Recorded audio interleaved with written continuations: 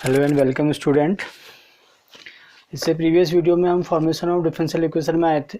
हमने देखा था कि हम डिफरेंशियल इक्वेशन कैसे फॉर्म कर सकते हैं, और आज हम क्या करेंगे, हम मेथड्स में आएंगे, methods of solving differential equation.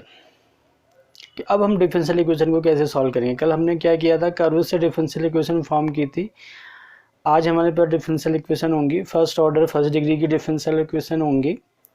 ठीक है, यही अभी आपके सिलेबस में है।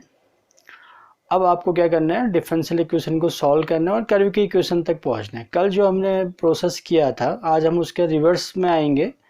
प्रोसेस तो अलग है, लेकिन कल हम कर्व से डिफरेंशियल इक्वेशन में आए थे। आज जो हम मेथड सीखेंगे, ठीक है, वहाँ पे हम लोग क्या करेंगे, डिफरेंशियल इक्वेशन से कर्व में पहुँचेंगे। तो methods of solving differential equation, ये आज का हमारा टॉपिक है। 3 मेथड हमारे पास है इसमें। फर्स्ट मेथड आपके पास है differential equation with variable separation, ठीक है। दूसरा आपके पास है होमोजीनियस डिफरेंशियल इक्वेशन। थर्ड आपके पास है लीनियर डिफरेंशियल इक्वेशन। तो फर्स्ट आज हम लोग मेथड सीखेंगे।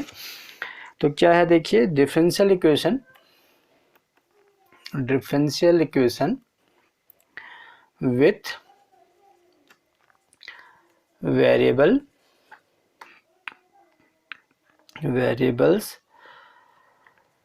सेपरेबल। तो पहला हमारा मेथड आज का ये है, और आज हम यही मेथड को सीखेंगे। फिर नेक्स्ट वीडियो में हम लोग होमोजीनियस पर आएंगे, फिर और लास्ट वीडियो में फिर हम लीनियर डिफरेंशियल इक्वेशन पर आ जाएंगे। अब हम देखिए कैसे सॉल्व करेंगे।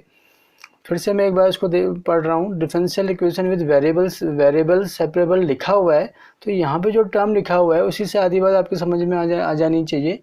वेरिएबल को आपने क्या करना है, सेपरेट करना है। कैसे करेंगे, तो सपोज कीजिए कि एक डिफरेंशियल इक्वेशन आपके पास है, dy over D X equal to F X comma Y.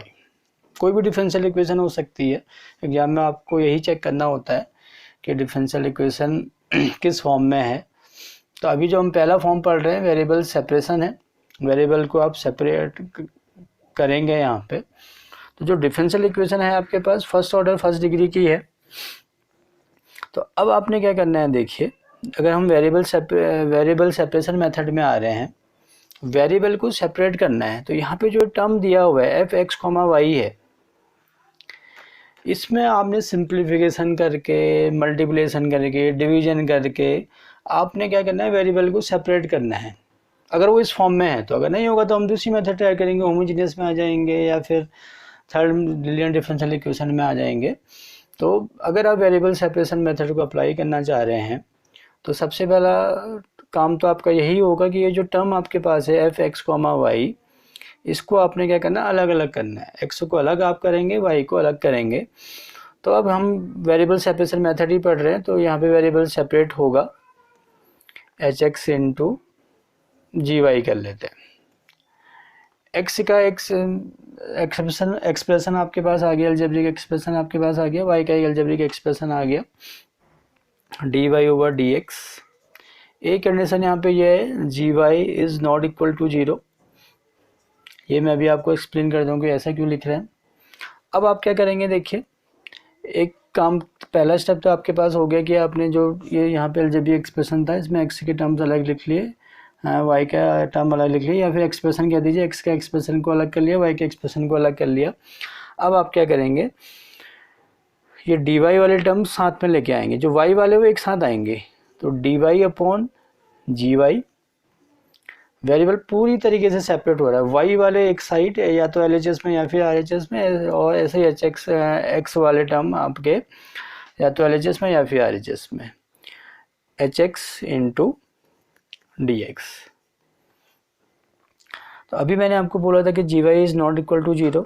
तो पहली चीज़ तो ये है कि देखिए, डी वाई और डी एक्स कभी भी आपके डिनोमिनेटर में नहीं आएंगे, ठीक है। आप वेरिएबल सेपरेट कर रहे हैं, तो कुछ लोग इसको ऐसे भी कर सकते हैं कि डी वाई को जी वाई के अपॉन में ले जाइए, ये जी वाई अपॉन डी वाई हो जाएगा, और यहाँ पे फिर क्या हो जाएगा, 1 अपॉन एच एक्स इंटू, ये डी वाई जी वाई के अपॉन में आ गया, और इधर मल्टीप्लाई हो जाएगा, तो 1 upon H X into D X आ गया। तो इसका कोई सेंस नहीं बनेगा, ठीक है। तो इसलिए ये जो कॉमन एरर है, इसको आपने ये याद रखना है कि जो dy और dx हैं वो हमेशा न्यूमरेटर में होने चाहिए। तो dy और dx न्यूमरेटर में है तो ये जो gy वाला टर्म है ये अपॉन में आया। तो अभी मैंने बोला था आपसे कि gy is not equal to 0 होना चाहिए। क्यों बोला कि अगर ये 0 होगा तो 1/0 की फॉर्म हो जाएगी और वहाँ पे फंक्शन हम लोग क्या करेंगे, डिफाइन नहीं कर पाएंगे। डोमेन रेंज में हमने लेंथ में पढ़ा हुआ है कि 1/0 हमारे पास क्या है, अनडिफाइंड फॉर्म, इसको हम डिफाइन ही नहीं कर सकते। तो इसलिए gy की वैल्यू क्या होनी चाहिए, नॉट इक्वल टू 0 होनी चाहिए। अब जैसे ही आपके वेरिएबल सेपरेट हो गया, इंटीग्रेट बोथ साइड, इसको इंटीग्रेट कीजिए। अब जैसे ही आपने वेरिएबल सेपरेट कर लिया तो अभी आपका क्वेश्चन डिफरेंशिएशन का इतना ही यूज है। अब आप इंटीग्रेशन में आ गए, अब आपने इंटीग्रेशन की मेथड्स का यूज करना है, इंटीग्रेट करना है। तो अभी मैं यहाँ पे इसको लिख लेता हूँ, कैपिटल GY लिख देता हूँ। कुछ भी आप इंटीग्रेट करेंगे तो GY के फॉर्म में आ जाएगा। इसको कैपिटल HX लिख लेते हैं प्लस C। तो ये आपकी क्या होगी, रिक्वायर्ड कर्व इक्वेशन हो गई जो आपने डिफरेंशियल इक्वेशन को सॉल्व करके ली थी। तो फिर से एक बार मैं आपको एक्सप्लेन कर देता हूँ। देखिए, फर्स्ट ऑर्डर फर्स्ट डिग्री की डिफरेंशियल इक्वेशन आपके पास है। यहाँ पे जो x और y में एक्सप्रेशन दिया होगा उसको आपने क्या करना है, सिंप्लीफाई करके x का एक्सप्रेशन अलग लिखना है, y का एक्सप्रेशन अलग लिखना है। फिर आपने वेरिएबल को एक साथ लेके आना है, x वाली टर्म एक साथ आएंगे, y वाली टर्म एक साथ आएंगे। ध्यान ये रखना है आपने कि dx और dy कभी भी डिनोमिनेटर में नहीं जाएगा, न्यूमरेटर में रहना चाहिए। चेंज आपने कर लिया, dy/gy आ गया, h/dx आ गया। जैसे ही आपके वेरिएबल सेपरेट हो गए आपने इंटीग्रेट करना है। अब इंटीग्रेशन की बहुत सारी मेथड्स हमने पढ़ी हुई है, अप्लाई कीजिए, इंटीग्रेट कीजिए, आपकी रिक्वायर्ड कर्व इक्वेशन आपको मिल जाएगी। तो ये सिंपल सा मेथड है। इसमें नाम से ही आपको समझ आना है कि वेरिएबल को आपने क्या करना है, सेपरेट करना है। अब हम एक तो मैं आपको इसका एग्जाम्पल बता देता हूँ और उससे थोड़ा आपको ये क्लियर हो जाएगा। First question, exercise 9.4। क्वेश्चन आपके पास है dy/dx 1 - cos x / 1 + cos x। First question आपका है NCERT exercise 9.4 question number 1। Variable को सेपरेट करना है आपने कि x वाली टर्म साथ में होनी चाहिए, तो ये dx को हम यहाँ ले जा लेते हैं। ये सिंपल सा हो गया, dy 1 - cos x / 1 + cos x dx। देखिए y टर्म एक आपका LHS में है और x वाली टर्म्स आपके किस में, RHS में हो गई। अब आपने इंटीग्रेट करना है बोथ साइड, इंटीग्रेट करेंगे तो 1 × dy का y आ जाएगा। अब आपने यहाँ पे इंटीग्रेट करना है तो इंटीग्रेट कर लेते हैं। 2 sin square x/2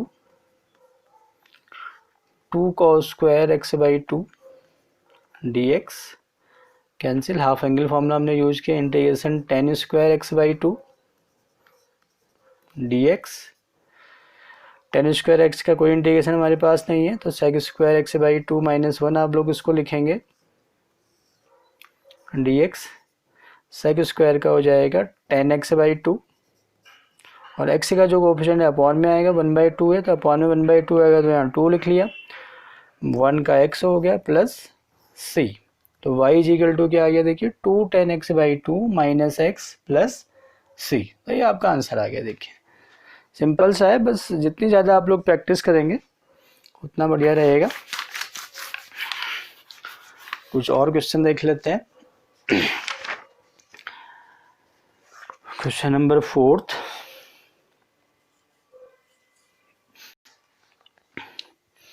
देखिए sec square x tan y dx sec square y tan x dy = 0। इस डिफरेंशियल इक्वेशन को सॉल्व करना है आपने।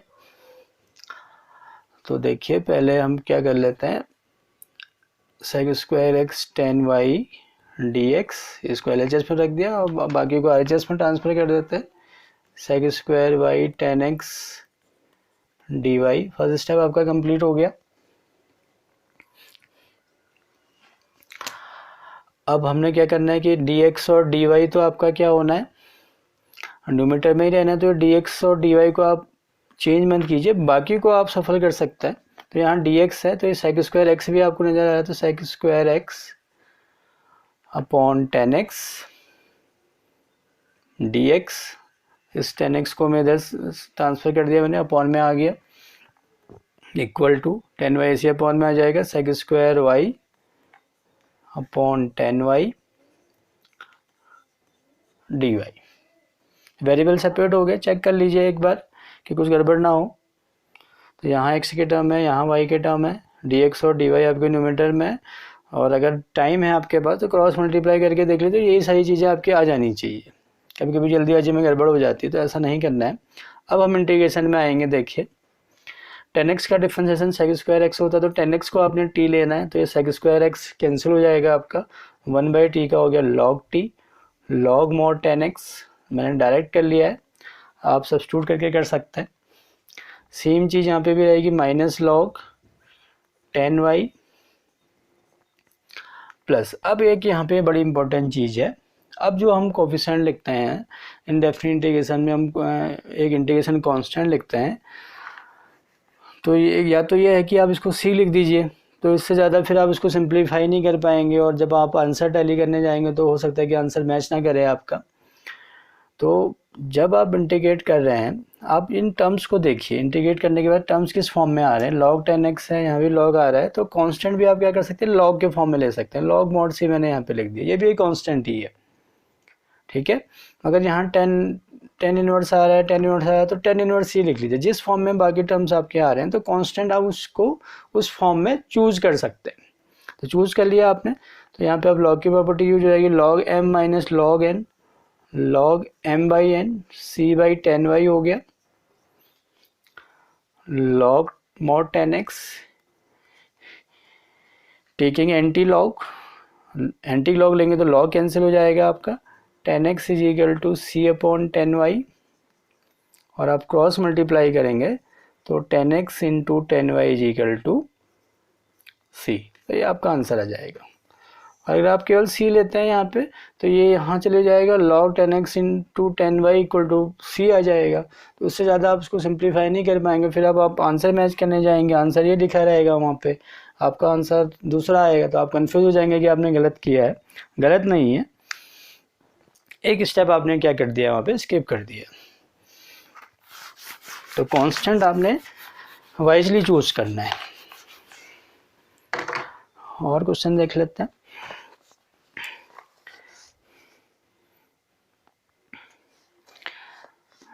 चलिए एक और क्वेश्चन मैं आपको बता देता हूँ।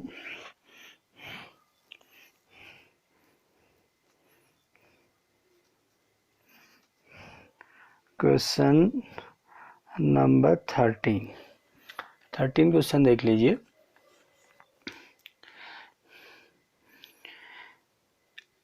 एक्स नहीं 13 है, cause D Y over D X equal to A, और यहाँ पे कांस्टेंट निकालने के y और x की वैल्यू आपके पास दी हुई है। इनको हम लोग बोलते हैं पर्टिकुलर सॉल्यूशन बोलते हैं। अभी तक आपके पास जनरलाइज वे में सॉल्यूशन आ रहे थे, क्योंकि एक वैल्यू कांस्टेंट आ रहा था c, उसकी वैल्यू कुछ भी हो सकती है, ठीक है, अकॉर्डिंग टू क्वेश्चन। तो यहाँ पे क्या होगा कि अब आपको कांस्टेंट आपने फाइंड करना है, x और y दोनों आपको गिवन है, तो कांस्टेंट की वैल्यू निकालेंगे, वापस जाएंगे तो एक पर्टिकुलर कर्व की इक्वेशन आपको मिल जाएगी, तो इसलिए हम इसको पर्टिकुलर सॉल्यूशन बोलते हैं। cos dy over dx equal to a है। अब आपको इसको सॉल्व करना है। एडवांटेज आपके पास है कि मैं आपको वेरिएबल सेपरेशन मेथड बता रहा हूँ, तो आपको वेरिएबल को सेपरेट करना है, तो यहाँ से आपको एक हिंट मिल रही है। अब ये वेरिएबल सेपरेट कैसा होगा, देखिए dy over dx equal to cos inverse a, इस cos को मैं इधर लेके आ गया, cos इनवर्स a तो आपका कांस्टेंट है ही, तो dy is equal to cos inverse a dx, integrate both side, integrate करेंगे तो यहाँ y हो गया, cos इनवर्स से आपका कांस्टेंट है, बाहर आ गया तो 1 बचा, 1 का क्या हो जाएगा x प्लस c। अगर पर्टिकुलर सॉल्यूशन आपके पास है तो यहाँ पे आप c लिख के भी आपकी बात बन जाएगी, वैल्यू आपकी सेम ही आएगी, चाहे आप इसको c लीजिए, cos इनवर्स c लीजिए, log c लीजिए, tan c लीजिए, तो आपकी वैल्यू घूम फिर के क्या होगी, जो है एग्जैक्ट वैल्यू जो है, अगर c की वैल्यू 1 आनी है तो 1 ही आएगी। तो यहाँ पे आप c लिख के भी काम चला सकते हैं। अगर इससे पहले जो मैं आपको बता रहा था वो वहाँ पे क्या था कि कांस्टेंट आ रहा था और उसको सिंप्लीफाई आपने करना था। तो फिर मैंने आपको बोला था कि आप बाकी जो एक्सप्रेशन आपको दिख रहे हैं आंसर में उसके अकॉर्डिंग कांस्टेंट को चूज़ कीजिए, ठीक है। वो सिंप्लीफाई के लिए बताया था। जहाँ भी पर्टिकुलर सॉल्यूशन निकालना है, जब आप सॉल्व करेंगे तो एक पर्टिकुलर कर्व आएगा, एक कर्व की इक्वेशन आएगी, तो वो कभी भी चेंज नहीं हो सकती। तो सी लिखिए, 10c लिखिए, log c लिखिए, तो आपकी सी की वैल्यू सेम ही आनी है हर केस में, किसी भी कंडीशन को आप यूज़ करेंगे। तो यहाँ पे मैं सी ही लिख रहा हूँ और कुछ लिख भी नहीं सकते हैं अभी इसमें। तो y is equal to X into cos inverse A plus C हो गया। अब देखिए ये तो जनरल सॉल्यूशन हो गया, ठीक है। इसमें बहुत सी पर डिपेंड करेगा कि क्या कर्व की इक्वेशन होगी। अब ये पर्टिकुलर सॉल्यूशन की बात कर रहा है। तो y equals to 1 when x equal to 0, तो y की जगह पर 1 रख लिया, x की जगह पर 0 रख लिया, 0 इंटू समथिंग 0 प्लस c। तो c की वैल्यू कितनी आ गई देखिए 1, c1 आ गया। अब ये वापस रख देंगे इसमें नंबर 1 में। तो y इज इक्वल टू हो गया x cos inverse a plus 1। तो यही आपका आंसर होगा। चाहे तो आप आगे सॉल्व कर सकते हैं, तो यहाँ पर ही छोड़ दीजिए इसको। तो ये आपका पर्टिकुलर सॉल्यूशन है।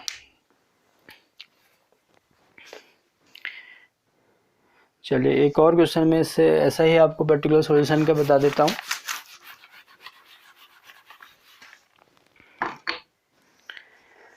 Question number 14, dy over dx is equal to y tan x। फिर से इसमें लिखा है y equals to 1 when x equal to 0। ये भी पर्टिकुलर सॉल्यूशन के बारे में बात कर रहा है। फिर से वेरिएबल सेपरेट करेंगे, dy upon y equal to tan x dx,